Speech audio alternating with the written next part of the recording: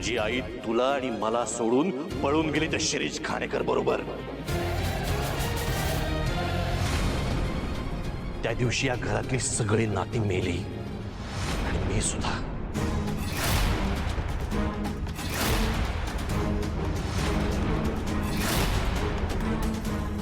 नंदात काय ना म्हणून आहेस तू। तिने समजावलं मला लेकराचा दोष नाहीये यात, म्हणून आज इथे उभं राहून बोलू शकतेस।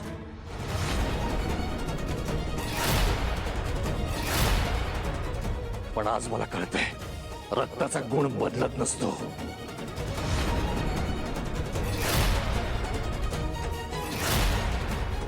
विश्वंभर तू का सांगितलंस तिला सगळं हे? कळू देत सगळं। तिची आई कशी होती ना हे तिलाही कळू देत आणि तिला मदत करणाऱ्यांनाही कळू देत।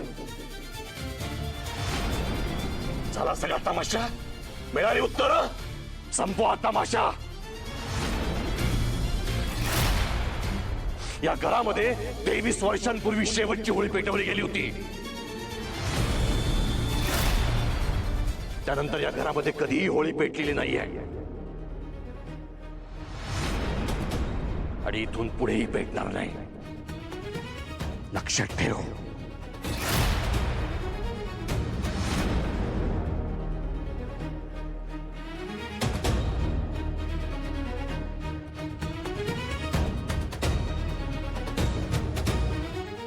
मॅडम काय करलाय हे? तुला दिसत नाही मी घर सोडून चालली ते? मॅडम ऐका, रागाच्या भरात असलं काय करू नका। मग काय करू? कोणासाठी थांबू मी इथे? शुभू, रक्ताचं नसलं ना तरी निदान माणुसकीचा एक धागा तरी लागतो। इथे तर तोही नाहीये रे।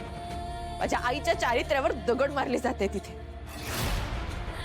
अरे ज्या बापाचं प्रेम मिळवण्यासाठी मी आयुष्यभर धडपड करत राहिले, तोच म्हणाला ना मला तू माझी मुलगी नाहीयेस। कलंक आहे मी त्यांच्या आयुष्यातला। कुठल्या हक्काने राहू आता इथे?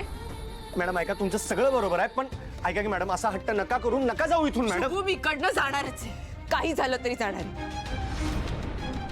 इतकी वर्ष अभिमानाने श्रावणी विश्वंभर राजे शिर्के अशी ओळख मिरवत होते मी। हक्क होता तो माझा, पण आता तोही नाही।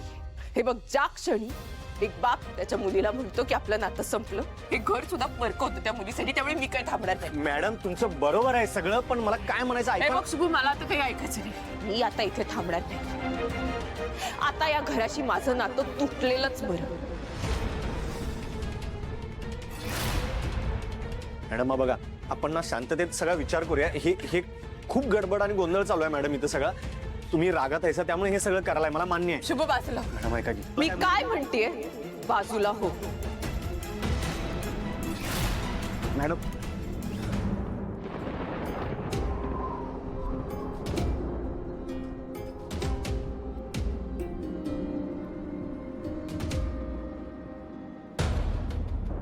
आयुष्यभर साथ देईन असं वचन दिलं होतंस ना ग? का मोडलंस वचन? का सोडलीस साथ? मी तर तुला सर्वस्व मानलं होतं, तुला हवं ते सगळं तुझ्या पायाशी आणून ठेवलं होतं। कुठे कमी पडलं माझं प्रेम? का दगा दिलास मला? विश्वासघात केलास तू माझा, आणि मी अजूनही तुला मनातनं बाहेर काढू शकत नाहीये। जेव्हा जेव्हा ती मुलगी माझ्या समोर येते ना, तेव्हा तेव्हा मला तुझी आठवण येते। तू दिलेली ती जखम पुन्हा बळाबळा व्हायला लागते।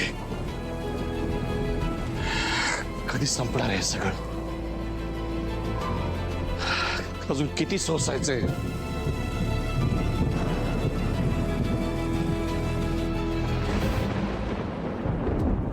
साहेब, आज जे काय झालं माझ्याकडनं ते त्याविषयी मला स्पष्टीकरण द्यायची गरज नाहीये आणि माफी मागायची गरज नाही। तुझ्यावर नाही चिडलो मी साहेब। मला माहिती आहे सगळं तू तिच्या सांगण्यावरून केलंस। काळजी वाटते ना तुला, तिची मालकीण आहे ना तुझी। नाईलाजापोटी केलंस हे कळण्या एवढी अक्कल आहे मला। पण एक लक्षात ठेव, ही मुलगी सुद्धा आईच्या पावलावर पाऊल ठेवून चालली आहे। शेवटी तेच रक्त आहे ना। पण साहेब, श्रावणी मॅडम खरंच तशा नाही आहेत। बघितलंस,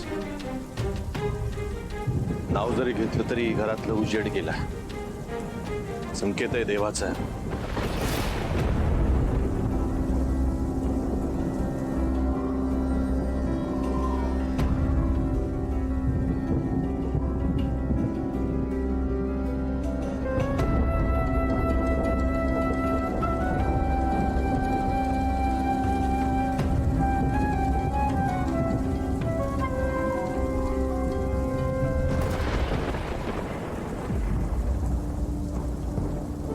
तिच्या आईवर आंधळा विश्वास ठेवला होता मी. तिच्यासाठी काहीही करायला तयार होतो. पण जेव्हा सत्य माझ्या समोर आलं ना, तेव्हा पायाखालची जमीन सरकली माझ्या. ही मुलगी पण तशीच आहे, आईसारखी. जशी आई तशी मुलगी. माफ करा साहेब, पण तुमच्या बाप लेकीच्या भांडणात मला नका ओढू. ओढत नाहीये, तू मध्ये आलायस स्वतःहून, म्हणून सांगतोय.